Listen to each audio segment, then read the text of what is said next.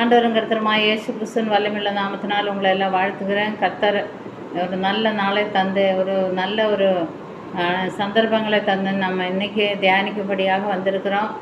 கர்த்தர் இந்த வார்த்தைகளை எல்லாம் ஆசீர்வதிக்கும்படியாக நம்ம அவர் சமூகத்தில் கேட்போம். சங்கீதம் இந்த ஒரு வசனத்தை தியானிக்கலாம். சங்கீதம் 6:8 ஒரு வார்த்தை இருக்குது. அக்கிரமக்காரே, நீங்கள் எல்லாரும் என்னை விட்டு அகன்று போங்கள், கர்த்தர் என் அழுகையின் சத்தத்தை கேட்டார். அக்கிரமக்காரே, அதாவது நமக்கு விரோதிகள். சங்கீதக்காரர் சொல்லும்போது அவருக்கு தாவீதுக்கு ரொம்ப பயங்கர விரோதிகளாக இருந்தது.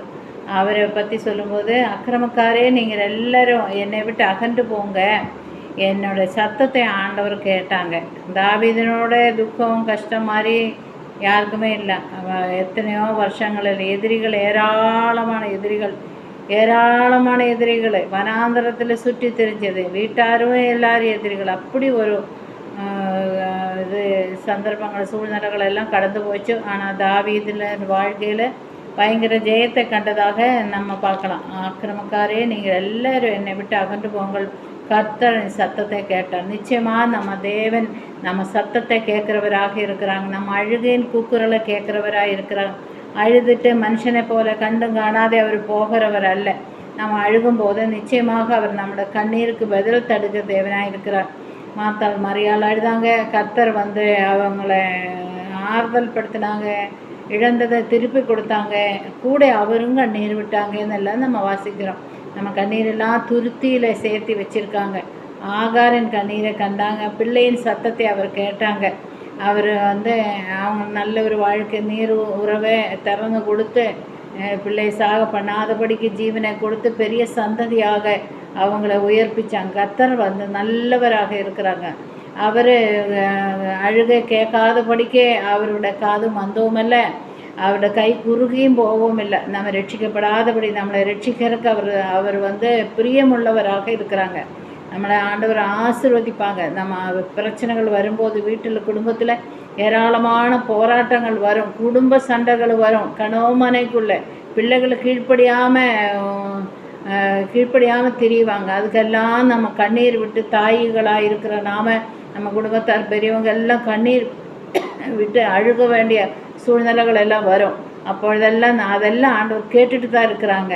ஆண்டவர் நிச்சயமாக நம்ம அழுகைன்னு சத்தத்தை கேட்குற தேவனாக இருக்காங்க. எசேக்கியா ராஜா அழுதாங்க. அழுத உடனே என்னாச்சு சொன்னாங்க, உன்னோட ஆயுசு நாட்களை நான் உனக்கு விண்ணப்பத்தை கேட்டேன், கண்ணீரை கண்டேன், உன்னோட ஆயுசு மரித்து போன்னு சொல்லும்போது அவர் அழுதது. நீ 15 நாள் நீட்டி கொடுப்பேன்னு சொல்லி அவரை ஆறுதல்படுத்தினாங்க. இங்கே நம்ம ஒரு காரியம் நம்ம பார்க்கலாம். யோசேப்பு, அதாவது யோசபாத்து ராஜாவுக்கு விரோதமாக ஏராளமான கூட்டங்கள், அதாவது மலை தேசத்தாரே, செயின் மலை தேசத்தாரே, மோவாபியர், 3 விதமான கூட்டங்கள், ஏராளமான கூட்டங்கள் எழும்பி வந்துச்சு அவங்கள்ட்ட லெகலை பண்ணுறக்கு. இவர் கேட்கும்போதே ஐயோ எனக்கு பலன் இல்லைன்னு சொல்லி ரொம்ப மிகவும் பயந்து யூதாவெங்கெல்லாம் ஜெபம் பண்ணுங்கன்னு சொல்லி எல்லாரும் உபவாசத்தோடு ஜெபம் பண்ணாங்க. எல்லோரும் ஜெபம் பண்ணாங்க. ரொம்ப பயந்து போயிட்டார் யோசபாத் ராஜா.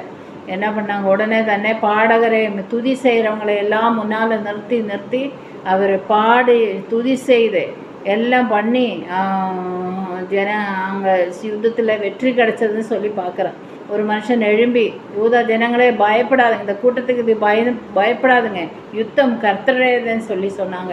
ஒரு பாடி துதிக்க பண்ணும்போதேவே அந்த எதிரிகள் ஒருத்தர் விரோதமாக எழும்பி ஒருத்தர் வெட்டி கொலை பண்ணி யோசபாத்துக்கு பெரிய ஒரு ஜெயத்தை கட்டளைட்டுன்னு சொல்லி பார்க்குறேன். யோசபாத்து அழுகிற, ஐயோ எனக்கு பலன் இல்லையே இந்த யுத்தத்துக்கு முன்னால். நம்ம வாழ்க்கையில் இப்படி தான், நம்ம பலன் இல்லை கர்த்தாவே, என்னோட பலனெல்லாம் இயேசு தான் என் பலனே, என் பலனெல்லாம் கர்த்தருக்குள்ளே மகிழ்ச்சியாக இருக்கிறதா எங்களுக்கு பலன்னு சொல்லி நீங்கள் போராடி அழுது ஜெபம் பண்ணுங்க.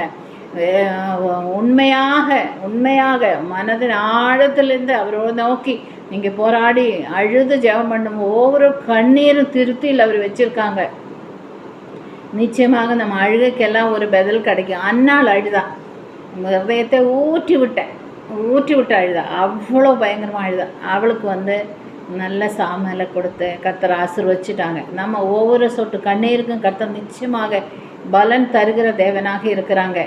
எத்தனையோ பேர் இதில் அழுதது நமக்கு தெரியும். நிறைய பிரசங்கம் பண்ணாக்கா நிறைய சொல்ல வேண்டிய இருக்குது. இப்போ ஒரே ஒரு யோசபாத்து காரியம் மட்டும்தான் இப்போ நான் சொல்லியிருக்கிறது.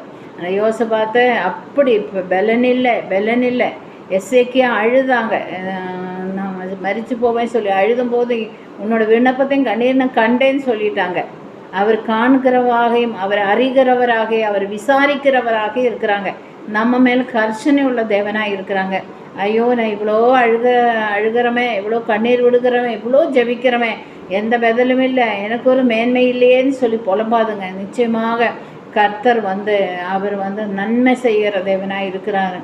நன்மை செய்கிறாங்க, நம்மளை விசாரிக்கிற தேவனாக இருக்கிறாங்க. நல்லதே அவர் நமக்கு செய்வாங்க. நம்ம கெட்டு போகிறது அவருடைய சித்தம் அல்லைங்க.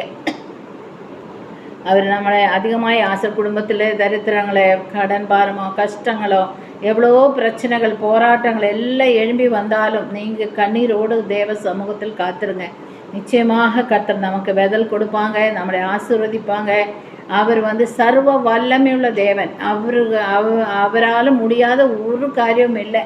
சர்வ வல்லமையுள்ள தேவனாக இருக்கிறாங்க. அவர் நம்மளோட கண்ணீருக்கு நிச்சயமாக பதில் கொடுப்பாங்க. நிச்சயமாக பதில் கொடுப்பாங்க. காத்துருங்க, அப்போ பலனை நீங்கள் பெற்றுக்கொள்ளுவீங்க. கர்த்தர் இந்த வார்த்தைகளெல்லாம் ஆசீர்வதிக்கட்டும். ஆண்டவரே, நன்றியோடு என்னை துதிக்கிறேன் சுவாமி. சோத்திரம். யாரெல்லாம் இந்த வார்த்தைகளை கேட்குறாங்களோ அவங்களெல்லாம் கர்த்தர் நீங்கள் ஆசீர்வதிங்க. ஒவ்வொரு கண்ணீருக்கும், ஒவ்வொரு நிமிஷம் வடிக்கிற கண்ணீருக்கும் வெளி சொல்ல முடியாத அநேக பிரச்சனைகள் உண்டு சுவாமி. அந்த பிரச்சனைகள் நிமித்தமாக ஆண்டவரே, விடுதலை யாரிடத்தில் கிடைக்கும்னு சொல்லிட்டு கண்ணீர் விட்டுட்டு இருக்கிறாங்களே, விடுதலை உம்மிடத்தில் தான் இருக்குது சுவாமி. உம்மண்டே தான் பதில் இருக்குது ஆண்டவர். நீ தான் எங்களை ரட்சிக்க முடியும், வேறு யாராலும் முடியாது.